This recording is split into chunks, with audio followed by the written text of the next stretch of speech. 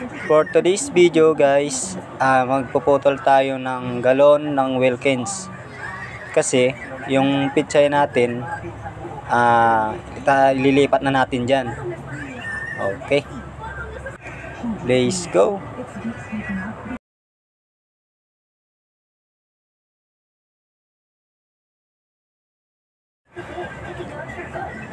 Sana kayo guys,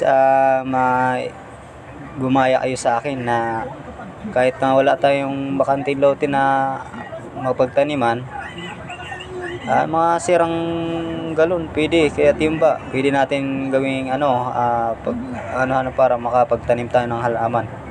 Guys, kasi maganda nga yung magtanim guys, kasi tagulan na, tsaka hindi ka na mahirapan magdilig kasi minsan gabi-gabi umuulan na rin kasi umpisa na tagulan talaga guys.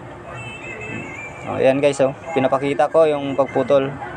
Ayan na guys, ililipat ko na pala yung mga pichay. Ayan iniisa-isa ko na sila dyan kasi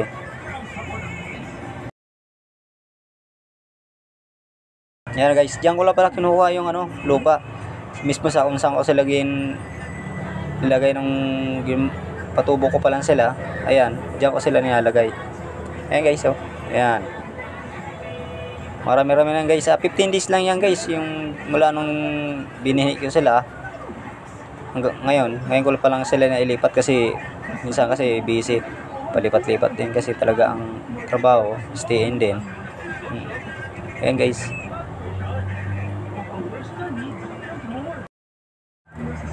sana guys magtanim na rin kayo para sabay-sabay tayo mag-ani. Kasi kumari magluto ka ng tinola, meron ka makukuha sa bakuran. Kaya maglaga ka ng baboy, meron ka makukuha sa bakuran. Hindi lang yan guys pichay ang tanim ko dyan, meron din akong okra, talong, tsaka kamatis. Marami-rami na yan guys. Sili, meron din ako dyan, sili. Kunting sipag lang.